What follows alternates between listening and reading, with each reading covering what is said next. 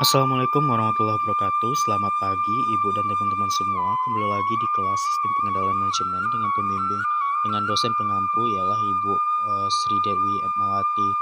Nah, pada kali ini kami dari kelompok yang beranggotakan saya dan Ramadana Saputra, teman saya Anissa Rahma Fajriani dan Siti Kumula Dewi akan mempresentasikan lima submateri, yaitu yang pertama analisis struktur, yang kedua pengukuran aset, yang ketiga EVA, ROI, dan ROA.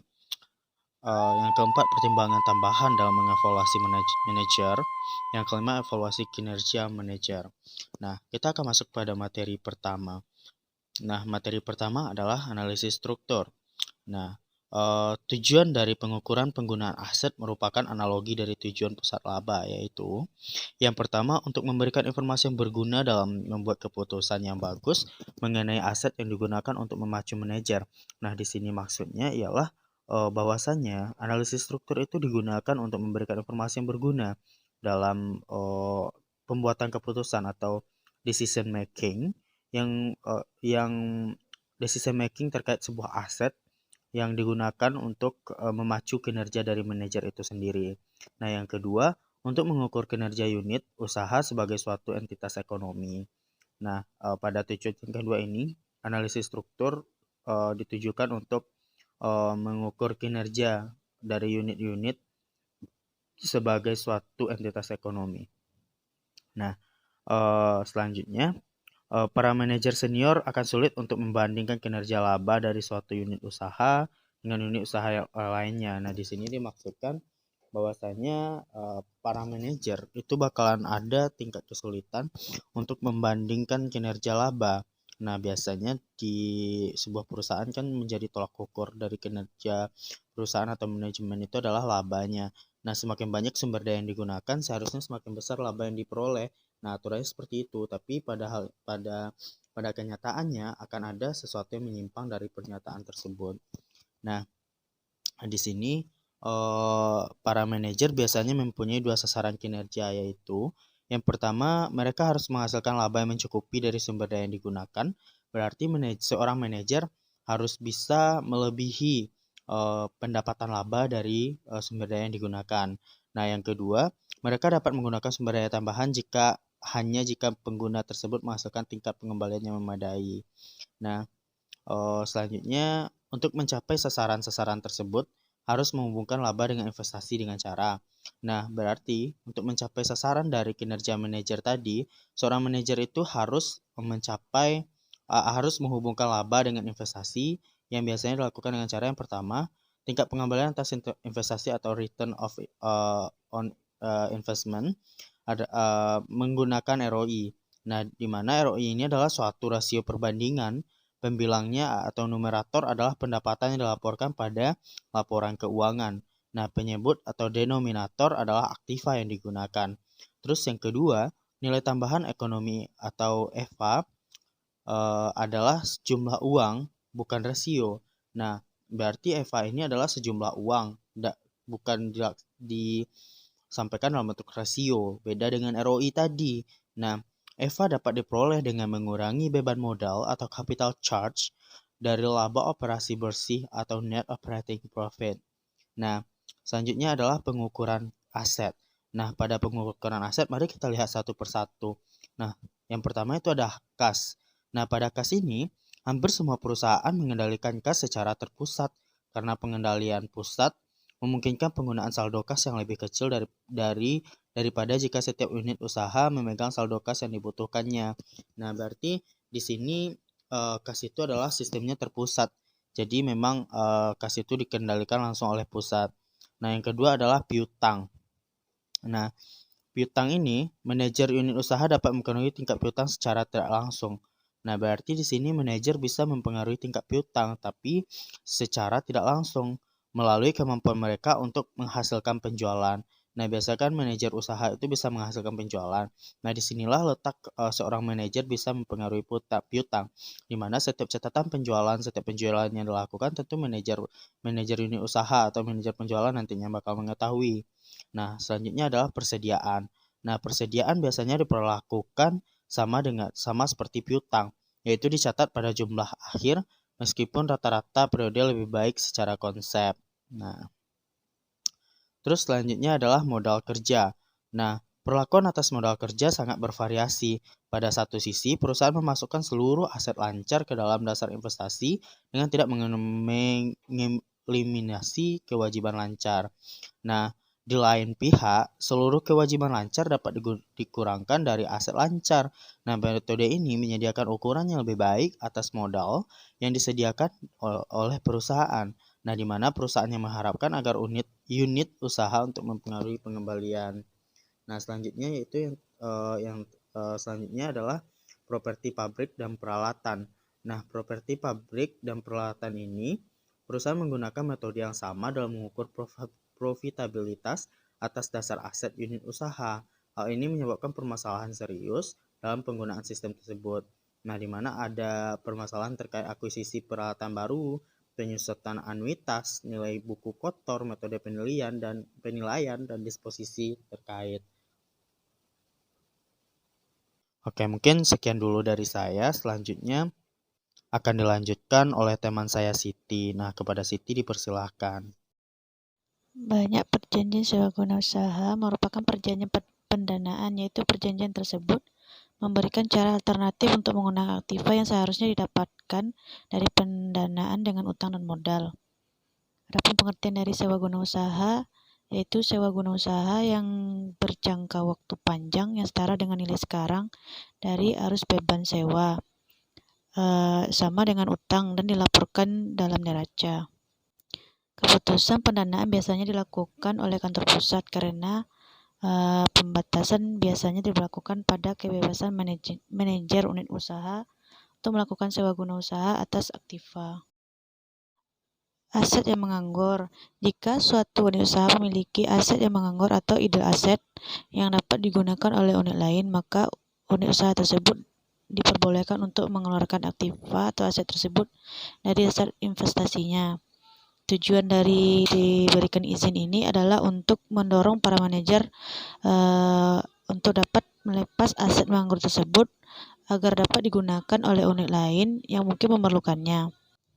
Namun, jika aset tetap tersebut tidak digunakan oleh unit lain, maka pemberian izin untuk menjual atau mengganti aset tersebut akan menimbulkan tindakan yang disfungsional, karena hal tersebut akan mendorong manajer untuk menganggurkan aset yang tidak menghasilkan tingkat pengembalian yang sama dengan target laba dari unit usaha tersebut. Aset tidak berwujud. Beberapa perusahaan cenderung melakukan riset dan development yang intensif. Misalnya, perusahaan farmasi yang menghabiskan dana cukup besar untuk mengembangkan produk baru, sedangkan perusahaan lain cenderung fokus pada pemasaran. Ada keuntungan dalam mengkapitalisasi aset tidak berwujud tersebut dengan cara mengamortisasi selama masa manfaatnya. Dengan metode tersebut, dapat mengubah cara para manajer unit usaha memandang pengeluaran semacam itu. Dengan menghitung aset tersebut sebagai investasi jangka panjang, manajer akan memperoleh manfaat jangka pendek yang lebih sedikit dari pengurangan atas pengeluaran untuk pos tertentu. Contoh, jika pengeluaran riset dan development langsung dibebankan, maka setiap dolar dari pengurangan riset dan development tersebut merupakan tambahan dolar untuk laba sebelum pajak. Namun di lain pihak, jika biaya R&D dikapitalisasi, maka setiap pengurangan $1 akan mengurangi aset yang digunakan sebesar $1, sehingga beban modal dapat berkurang sebesar $1 dikalikan biaya modal.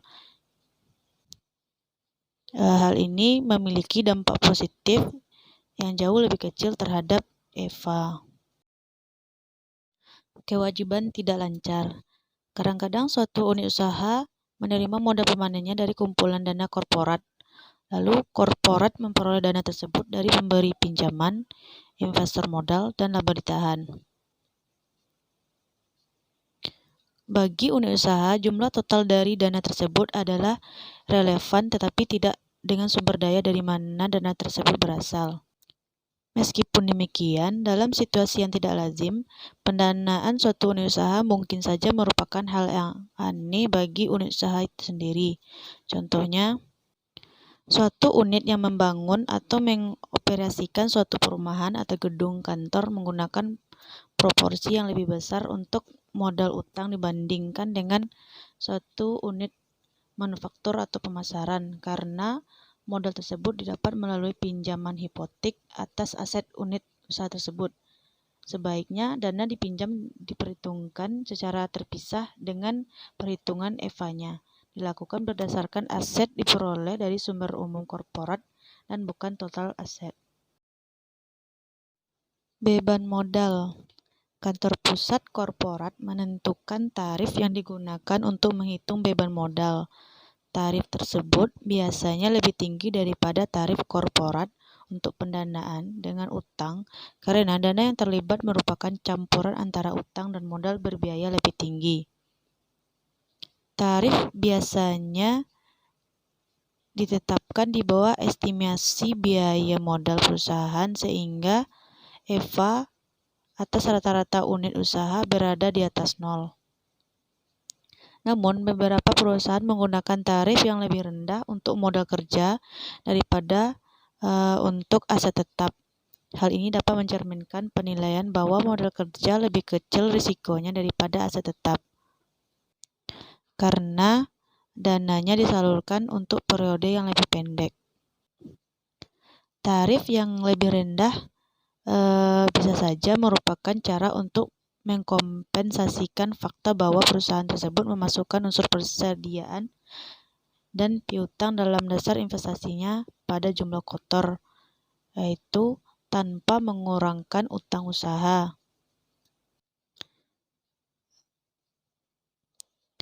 Dana yang didapatkan dari utang usaha memiliki biaya bunga sama dengan 0. Survei praktik. Kebanyakan perusahaan memasukkan unsur aset tetap ke dalam dasar investasi pada nilai buku bersih.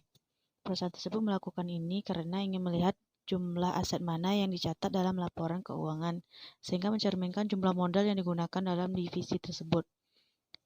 Manajemen menyadari bahwa metode ini memberikan sinyal yang menyesatkan, tetapi mereka yakin orang-orang atau individu harus memberikan kelonggaran untuk kesalahan tersebut pada saat menginterpretasikan laporan laba unit usaha, dan metode alternatif penghitungan dasar investasi tidak dapat dipercaya karena sangat subjektif. Mereka menolak pendekatan penyusutan anuitas dengan dasar cara perhitungan penyusutan untuk tujuan pelaporan keuangannya. Pada umumnya dikenal metode pengukuran kinerja keuangan yaitu Return on Investment atau ROI, yang merupakan salah satu bentuk dari rasio profitabilitas yang digunakan untuk mengukur kemampuan perusahaan dengan keseluruhan dana yang ditanamkan dalam aset yang digunakan untuk operasi perusahaan dengan jumlah investasi atau aset yang digunakan untuk menghasilkan keuntungan operasi. Namun, dalam beberapa tahun terakhir, dalam pengukuran kinerja keuangan telah berkembang suatu pendekatan baru, yaitu Economic Value Added atau EVA. Penggunaan konsep ROI sebagai alat ukur kinerja keuangan perusahaan sudah banyak diterapkan di sebagian besar perusahaan saat ini, namun dari pihak investor dalam menilai suatu perusahaan tentunya tidak saja melihat pengembalian atau return yang dihasilkan, tetapi juga melihat risiko yang dihadapi perusahaan. Kelemahan dari ROI ini adalah tidak memperhatikan risiko yang dihadapi perusahaan dengan mengabaikan adanya biaya modal, sehingga sulit untuk mengetahui apakah suatu perusahaan telah berhasil menciptakan nilai perusahaan atau tidak. Namun daripada itu semua, ROI juga memiliki keuntungan seperti dapat menunjukkan pengukuran yang komprehensif, mudah dihitung, mudah dipahami, dan sangat berarti dalam pengertian absolut, serta dapat diterapkan ke setiap unit organisasi. Economic Value Added atau EVA adalah sistem manajemen keuangan untuk mengukur laba ekonomi dalam suatu perusahaan yang menyatakan bahwa kesejahteraan hanya dapat tercipta jika perusahaan mampu memenuhi semua biaya operasi dan biaya modal. EVA ini juga merupakan jumlah uang yang didapat atau diperoleh dengan mengurangkan beban modal dari laba operasi bersih atau net operating profit. Nah, dari kekurangan ROI tadi, maka pendekatan terbaru yang digunakan yaitu EVA. Karena secara konseptual, EVA ini lebih unggul dibandingkan ROI. Adapun keunggulan EVA dibandingkan ROI ini adalah seperti seluruh unit usaha memiliki sasaran laba yang sama untuk perbandingan investasi. Keputusan yang meningkatkan ROI suatu pusat investasi dapat menurunkan laba keseluruhan. Tingkat suku bunga yang berbeda dapat digunakan untuk jenis aset yang berbeda, memiliki korelasi positif yang lebih kuat terhadap perubahan-perubahan dalam nilai pasar perusahaan. Para pemegang saham merupakan pemilik kepentingan yang penting dalam perusahaan. Ada beberapa alasan mengapa penciptaan nilai pemegang saham menjadi sangat penting bagi perusahaan, yaitu dapat mengurangi risiko pengambil alihan atau takeover, menciptakan nilai tukar untuk agresivitas dalam merger dan akuisisi, serta mengurangi biaya modal sehingga memungkinkan investasi yang lebih cepat untuk pertumbuhan masa depan. Jadi, mengoptimalkan nilai pemegang saham merupakan tujuan penting bagi suatu perusahaan, tetapi karena nilai pemegang saham mengukur nilai konsolidasi perusahaan secara keseluruhan, maka hampir tidak mungkin untuk menggunakan sebagai kriteria kinerja untuk suatu tanggung jawab individual organisasi. Oleh karena itu, sebagai pemegang saham mengharapkan terdapat peningkatan nilai saham dengan menciptakan dan meningkatkan EVA. Kecenderungan bahwa perusahaan dengan EVA yang tinggi memperlihatkan nilai tambah pasar yang tinggi dan keuntungan yang tinggi bagi para pemegang saham. Ketika digunakan sebagai ukuran kinerja, EVA mendorong para manajer untuk meningkatkan EVA dengan cara mengambil tindakan-tindakan yang konsisten dengan peningkatan nilai pemegang saham. EVA ini dapat diukur dengan dua cara, yaitu yang pertama, EVA sama dengan laba bersih dikurangi beban modal. Beban modal dapat dihitung dengan cara biaya modal dikali modal yang digunakan. Cara yang kedua yaitu EVA sama dengan modal yang digunakan kali ROI dikurangi biaya modal. Baiklah, saya Nisa Rahma Fajriani, BP 1810531036 akan melanjutkan pembahasan dari teman saya. Kita masuk sekarang pada materi mengenai pertimbangan tambahan dalam mengevaluasi manajer. Nah, kita kan udah melihat kelemahan dari ROI. Nah, kelihatan mengejutkan bahwa ROI itu digunakan secara luas. Nah, diketahui juga dalam pengalaman pribadi bahwa kesalahan konseptual ROI untuk evaluasi kinerja adalah nyata dan menyebabkan timbulnya perilaku disfungsional dari para manajer unit usaha. Kemudian penggunaan EVA sebagai perangkat pengukuran kinerja sangat disarankan. Namun EVA ini tidak menyelesaikan seluruh masalah yang berkaitan dengan penghitungan aktiva tetap seperti yang telah dibicarakan sebelumnya, kecuali metode penyusunan anuitas dipergunakan, dan hal ini jarang dilakukan dalam praktik bisnis sehari-hari. EVA itu menyelesaikan masalah yang ditimbulkan dari perbedaan potensi laba. Seluruh unit usaha tanpa melihat profitabilitasnya akan termotivasi untuk meningkatkan investasi jika tingkat pengembalian dari investasi tersebut melebihi tarif yang ditentukan oleh sistem pengukuran.